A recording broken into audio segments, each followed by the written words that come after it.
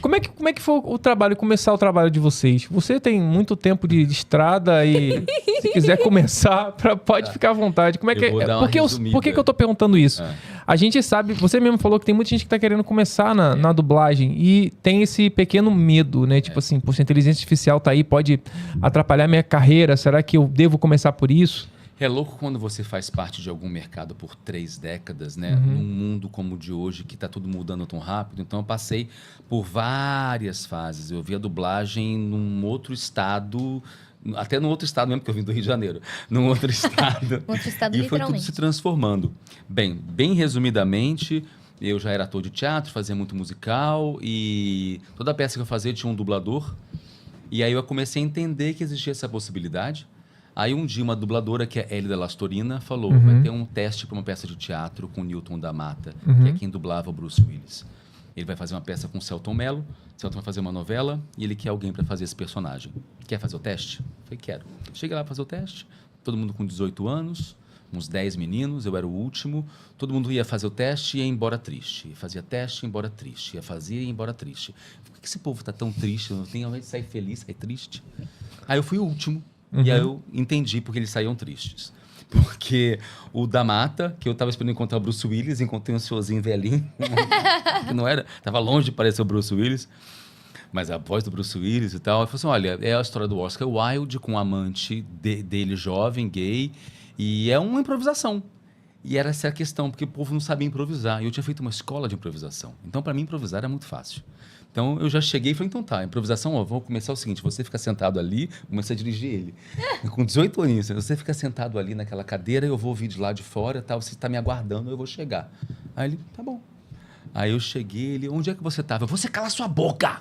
Onde você estava? Onde eu estava? Você fica me exibindo para seus amigos, exibindo minha beleza, minha juventude. Você está pensando o quê? Aí, falei, e você não me procura mais. E fui embora.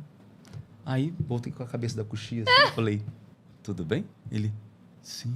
Tomou esse impacto. Aí eu fui embora. Aí no dia seguinte a Helena me ligou. Ele ficou louco com você. Me ligou, porque nem celular havia naquela época, tá? Houve uma época que não havia celular. Ele ficou louco com você. É você. Houve uma época que não havia celular. Ele ficou louco com você. Você passou. Eu falei, cara, que legal, não sei o quê. Aconteceu alguma coisa, a peça não rolou. Eu poderia ficar triste, mas... Ele falou assim, mas ele quer saber se você quer dublar. Aí, assim, enquanto o povo vai procurar a dublagem, né? Ele, o maior diretor da Herbert Richards, me chamou para ir dublar. Então ele falou assim, olha, esteja na terça-feira, às 14 horas, na rua tal, endereço tal. Cheguei lá, ele, oi, tudo bem? Vamos pro estúdio. Então eu ia ficar sentadinho lá, fazendo estágio, né? 1 mês, 2 meses, sentado, vendo. No primeiro dia que eu sentei às 14 horas, já tinha uma dublagem. Ele chamou fulano de tal, estúdio G. Fulano de tal, estúdio G. Aí por canto a pessoa, e o fulano vai faltar, ele não vai conseguir vir. Ele olhou para mim e falou assim, você tem a voz igual a dele, vamos fazer o filme?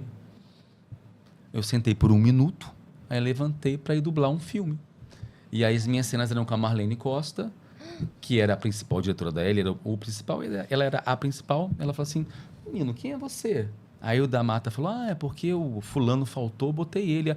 Gostei de você, vou começar uma novela mexicana semana que vem, quero você no meu elenco. Para fazer novela tinha que ser contratado com carteira assinada. Então, no primeiro mês eu estava com carteira assinada, dublando todos os dias, muito. Em 1 mês eu já estava, todo mundo já sabia quem eu era, eu já fazia tudo.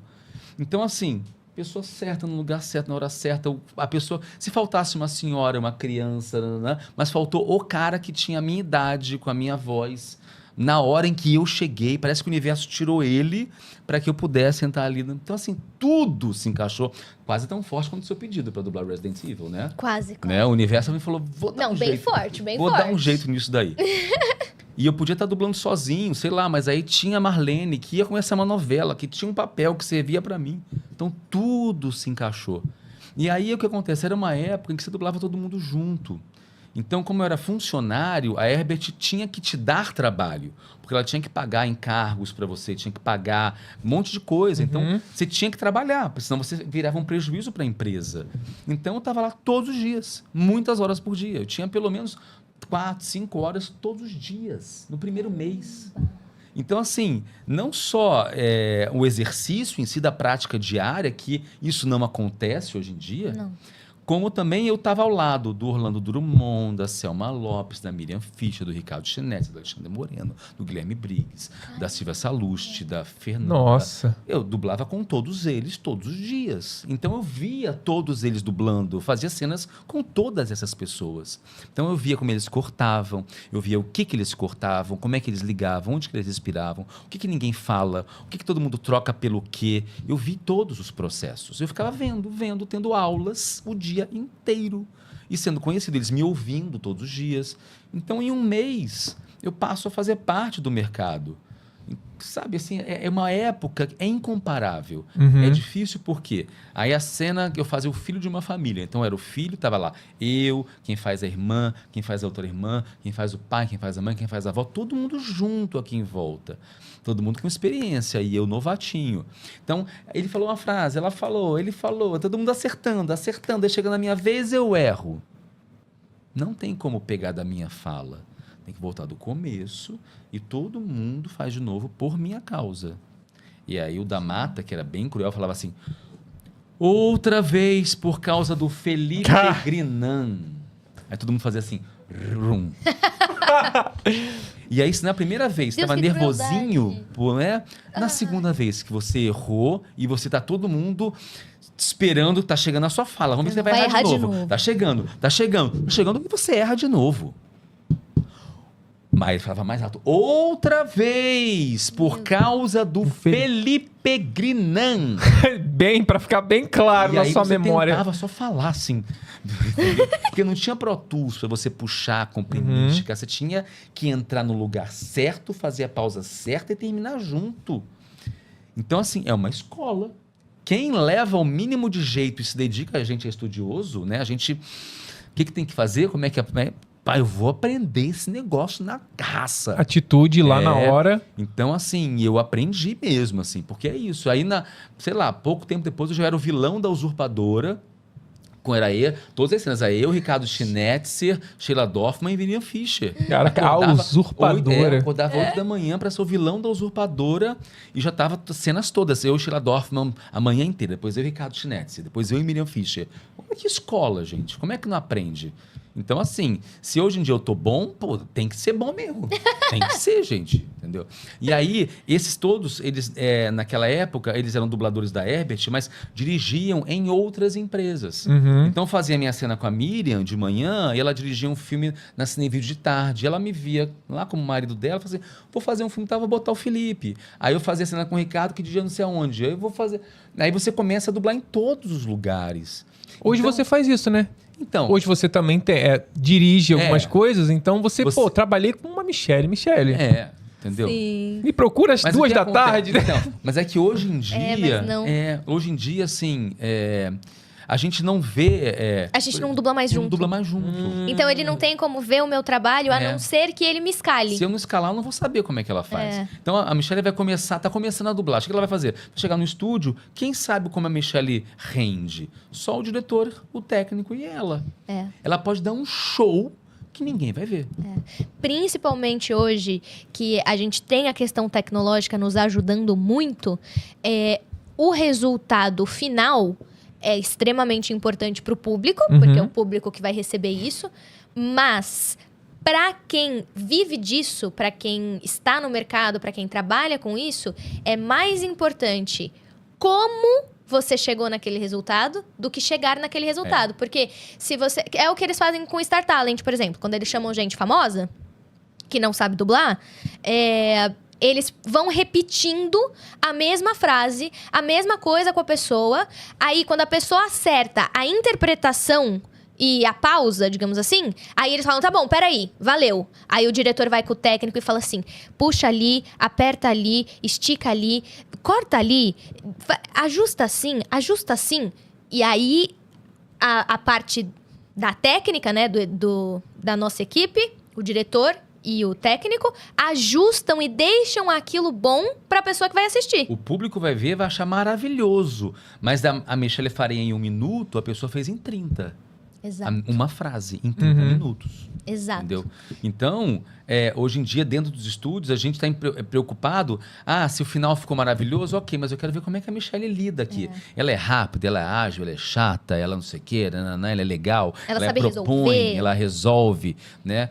E isso ninguém mais sabe. Isso então, se perdeu com o tempo, né? Tá difícil de alguém que entra. Por exemplo, outro dia eu fui escalar um rapaz que eu conheço. Eu estava na empresa, porque tem a opção de fazer na empresa ou em casa. O fulano já chegou e ele vai fazer de casa. Eu falei, fazer de casa? É um novato. Eu podia fazer de casa. Fizemos, depois eu liguei para ele. Fulano, sério que você está começando agora? Você tem a chance de ir na empresa, pessoas te verem, você chegar meia hora antes, pelo menos, ficar ali, batendo papo com alguém. Acabou, ficar mais uma meia hora batendo papo, porque é a sua chance de alguém te ver, ouvir a sua voz, né? Você vai ficar no seu armário, na sua casa. Só eu que vou te... Né? Quem vai te ver? Ninguém vai te ver. Então, hoje em dia, é muito difícil você se estabelecer no mercado, porque você chega na empresa, entra no estúdio, faz e vai embora. Ou faz a sua casa. Então, como é que você se mostra? Sim. Eu, em um mês, o Rio de Janeiro inteiro sabia quem eu era mesmo. Em um mês, todo mundo sabia quem era Felipe Grinan. Pro bem e pro mal. Se eu mandasse mal, se eu fizesse ruim, também saberiam. Sim. Então, a sorte é que eu tinha muito tempo de teatro, então minha divulgação acabou sendo boa. Mas era uma época que você realmente era um mercado mais fechado, todo mundo junto todos os dias. Não tinha como você não aparecer, não acontecer. Hoje em dia, quem está começando fica assim, cara, o que eu faço?